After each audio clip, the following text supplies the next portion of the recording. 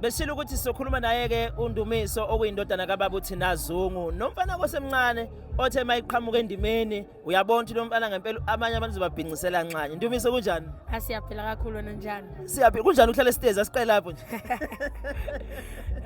Hayi singasho nje ukuthi kumusa kaNkulunkulu ukuthi uhlale ekhaya ifudumele nabazali abakuthandayo so lesiteza sibe eceleni ukuthandwa nje kwabazali kumusa kukhona.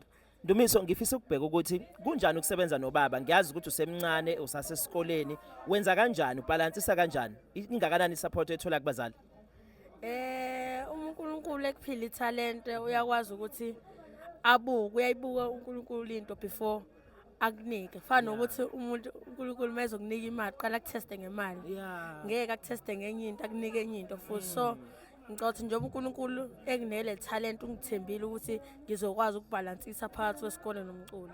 Ungathini kubantu abalokhu bakubona umncane bakhombisa ukukuthanda bayakusupporta balokhu beqhubeka njalo njalo bekusupporta?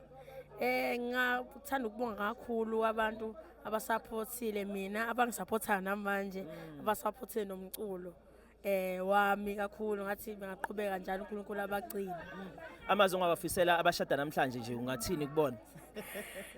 Angazi kakhulu ngomshado kodwa ke ngasho ukuthi ababambelele beqinisele endleleni le ngoba abantu abaziyo sebeyazi ukuthi okay kunzima kulendlela so ngicothi kubona amajene abantu abafani so ubone yabijene of course izohluka kuneyamani nobaba uthi ngibe example ledos kuneyamani nobaba so bayoqinisela nabo ngithi nje ababambelele siyabahalalisela. Ungathina einganeni ezincane ezingangawe ezingakholelwa emathalenteni azo?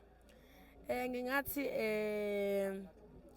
uqala ubuke eqale italent olinalo and then mina uthi ngiqale ngenze example ukuthi mina before ubaba ngibona ngaqale ngayena ngathi baba ngiyayithanda lento yenzayo ngathi nami ngosuku olulodwa ngiyafisa ukuyenza hayi baba ngithembisa ukuthi uma ngina 5 ngaleso sikhathi wathi uma ngifika ku 9 years old uzongireleasela isingle lokuqala nangempela futhi wayirelease ubaba isingle yami uqala uthi akasoza kulahle so uma ukwazi ukuthi ubeke into oyifunayo uNkulunkulu njengoba nje uNkulunkulu yazi ukuthi wena uyayidinga leyo nto leyo wazi before yena ngoba phela kuyasho ukuthi nencwadi yokuphila so uyazi ukuthi leyo suku lizofika so uyazi wena uma usedinga nje izwe lilodwa ezophuma emlomeni wakho ukuthi lento ngiyafisa ukuyenza ngosuku lilodwa then siyokusekela ke ukuthi ufike kuyona so wena beka indaba yakho uNkulunkulu yena uyokuhlelela nje.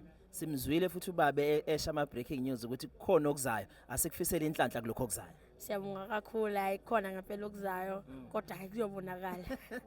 Ndumiso siyabonga kakhulu benentambama enhle ke siyabonga Yesu. Siyabonga kakhulu. Okay besikhuluma nendodana kaBaba uThina Zungu uNdumiso isizwile ukuthi ke kukhulu okuzayo kwakho ukuthi uhlale einkundleni zokuxhumana ubalandele ukuze ukwazi ukuthola. Shilo usathi baningi abaculi sizophinda sikulandela abanye.